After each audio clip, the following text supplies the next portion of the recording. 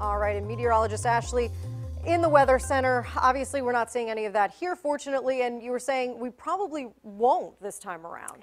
You know, I really think our effects here are going to be extremely minimal. We may tap into a little bit of moisture associated with the remnants of Nate going into Monday. That's really about it. Most of the rain is going to stay well west of Hampton Roads and of northeast North Carolina. Well, let's take a look at our satellite and radar composite. Let's start with Nate first here. And it is likely going to make a secondary landfall along the Mississippi coast within the next hour to 90 minutes or so, likely somewhere around Gulfport or Biloxi, Mississippi. Now, the hurricane force winds extend about 35 miles out from the center of this storm. This is not a very big storm. This is not a Harvey storm. This is not Irma. This is not Maria. This is not Jose. This is very different. The size of this storm is much smaller. The intensity is a lot lower, but you still have to remember that from the mouth of the Mississippi River all the way over to the state line of Mississippi and Alabama, they could potentially see storm surge anywhere between 7 to 11 feet. So as you heard Sarah say before, that the worst part of this storm was going to be the storm surge and all of that water being pushed on shore. That's where you're going to find the most damage and obviously the most flooding. The flooding is not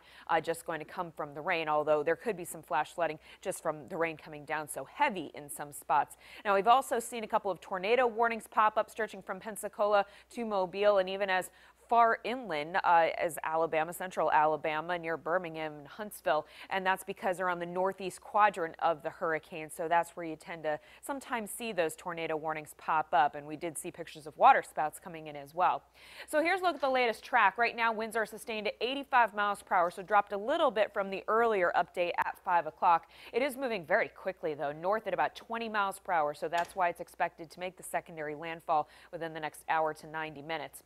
Now, as Nate moves on shore, it is going to move inland and weaken very quickly. So as I said before, this is not going to be a Harvey type storm where it dumps several upon several inches of rain over the next few days. It's going to move away very quickly. So here we are by 7 o'clock tomorrow evening. It will likely have tropical storm strength or maybe even tropical depression strength at that point as it moves through Tennessee and on into Kentucky. So as you can see, this cone stays well west of Hampton Roads. So again, we may tap into some of the moisture associated with Nate as we go into Monday, but that's about it for us.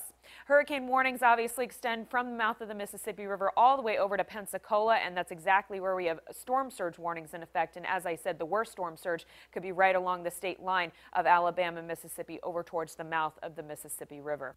Now, back closer to home, things are pretty quiet here. We are tracking a few scattered clouds, so some temporary clearing out there. We had variable cloudiness throughout the day, and yes, a few showers did actually pop up. But as we head into your Sunday, now the thing is, we may catch a stray shower in the morning, but for the most part, we'll just be contending with mainly cloudy skies through your Sunday. But despite the fact that the clouds will have the upper hand, temperatures will manage to warm into the mid-80s. So it is still going to feel like summer out there, and even on Monday, we could see a few showers. Here's our 7-day forecast. Things will be unsettled for the first half of the week, but going into Thursday and Friday, we'll actually dry things out, and temperatures will return to the seasonable mid-70s.